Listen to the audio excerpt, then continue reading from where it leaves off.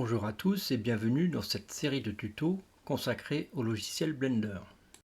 Aujourd'hui, nous allons faire un tour d'horizon sur le modifier Array et voir pratiquement tout son paramétrage. Le modifier Array permet de générer une série de copies d'un objet de base, chaque copie étant décalée du précédent de plusieurs manières différentes. Pour activer le modifier, sélectionnez l'objet en question, allez ici dans les Modifier Properties, cliquez sur l'onglet Add Modifier et choisir, dans notre cas, le Modifier Array. Les deux premiers paramètres indiquent le nombre d'occurrences, le nombre de copies de l'objet de base. Dans un premier temps, Fix Count, donc un nombre bien fixé, avec son compteur dessous. Par exemple ici 2, si je prends 3, etc. Au niveau des dimensions de l'objet généré, comme par défaut les copies, on verra plus tard, mais par défaut les copies sont juxtaposées.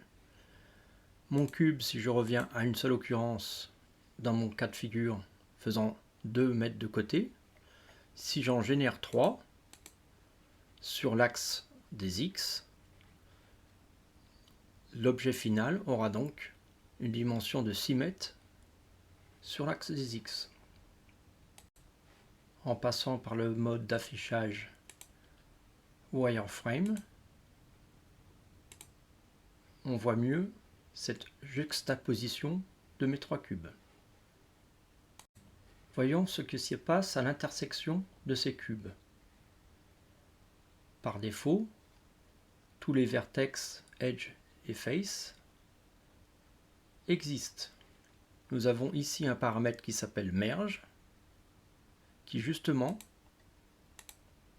permet de fusionner tous ces points, ces côtés et ces faces qui sont juxtaposés pour éviter d'en générer trop, avec une distance à partir de laquelle la fusion s'opère. Pour mettre en évidence la fusion, on va afficher, au lieu d'avoir le outliner ici en haut à droite, le spreadsheet, qui donne notamment plein d'informations et notamment le nombre de vertex, d'edge et de face. Nous allons réduire à 2 pour la démonstration. Donc ici, avec 2 cubes, nous avons 16 vertex, 24 edge et 12 faces. Ici, on remarque qu'il y a au niveau des vertex 4 qui sont communs entre les deux cubes. Donc si je sélectionne Merge, j'ai le nombre de vertex qui est passé de 16 à 12. Je désélectionne 16. Idem pour les côtés et les faces. L'option First et Last Copy permet, lorsque on génère des objets en cercle, que le premier et le dernier du cercle fusionnent également. Maintenant, comment contrôler le décalage entre les copies? Ce sont les Relative Offset, Constant Offset et Object Offset paramétrage. Par défaut, nous avons le Relative Offset sur le facteur X. Donc la copie va suivre l'axe rouge, l'axe des X, avec un facteur 1. Ce facteur 1 indique qu'on va prendre la dimension de notre objet comme décalage pour juxtaposer l'objet suivant. Et donc, il y aura vraiment les deux objets qui se collent, et les 3 si on en met 3, etc. Si on veut un petit espace entre les objets, on peut donc augmenter par exemple de 1.1. Donc il y aura 10% de la taille de l'objet de la dimension de l'objet dans l'axe des X qui sera généré avant la copie en espace.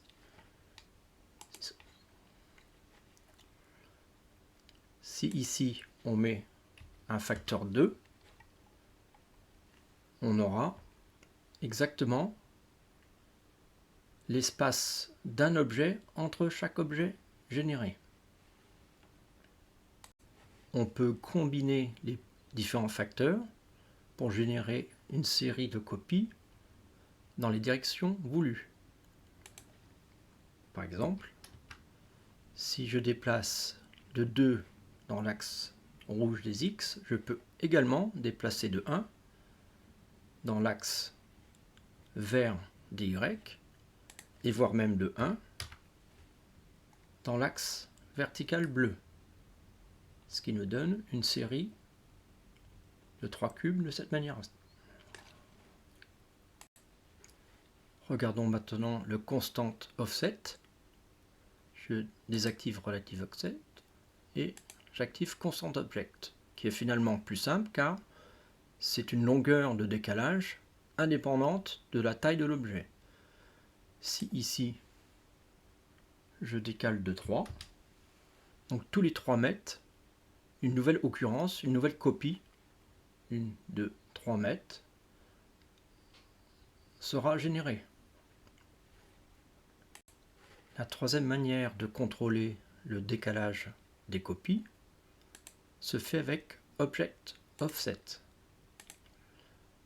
Pour ceci, nous avons besoin d'un objet supplémentaire. Cet objet sera la référence pour la copie. Dans notre cas, nous allons générer un empty plein axe. Et donc, avec la pipette, ici, je vais donc choisir cet empty. Maintenant, en sélectionnant mon objet de référence, ici empty 004, je peux donc contrôler les copies. Par exemple, je peux déplacer, je me mets en wireframe pour mieux voir donc cet objet empty.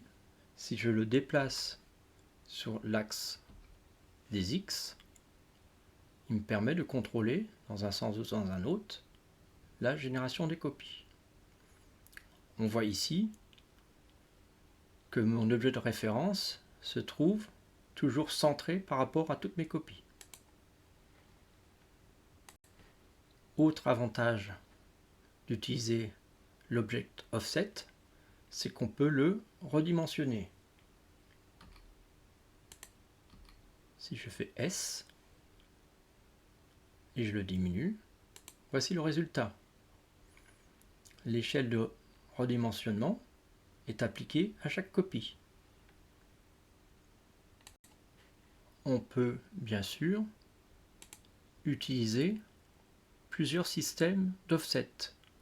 Par exemple, l'object offset pour réduire la taille des différentes copies, mais je peux également activer en plus le relative offset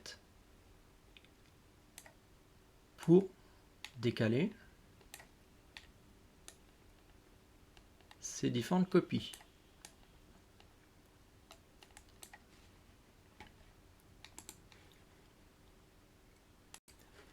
Regardons maintenant la deuxième manière de contrôler le nombre de copies avec le fit length. Fit length, ici il faut indiquer donc la longueur qui va permettre d'insérer une copie. Ici j'ai une longueur d'1 mètre d'indiquer, donc j'ai juste 1 mètre supplémentaire et ceci n'est pas suffisant pour insérer ma copie faisant 1 mètre et 10 cm puisqu'il y a un écartement de 10 cm. Donc il faut au moins 1 mètre 10 indiqué ici pour pouvoir insérer cette deuxième copie. Et ainsi de suite, il faut 2 mètres 20 pour, par exemple, la troisième copie. Le troisième paramètre de fit type, c'est le fit curve, qui est semblable au fit length, mais là on tient compte de la dimension d'une courbe, de sa longueur. Pour terminer l'illustration du modifier array, voici comment générer une chaîne à partir d'un seul objet, d'un seul maillon. Ici donc un torus. Donc je duplique mon torus 5 fois avec un déplacement dans l'axe des X de mes copies avec un chiffre plus petit que 1. Donc les copies se superposent. À partir de 1, elles seront éloignées et même écartées les unes des autres. Donc si je reviens à 0,6, je vois que je peux enlacer mes maillons. J'ai également utilisé un object offset MT003 ici, sur lequel j'ai appliqué une rotation de 41,4 degrés, et donc cette rotation va s'opérer à chaque copie. Il n'y a plus qu'à ajuster donc cette rotation pour avoir l'effet désiré.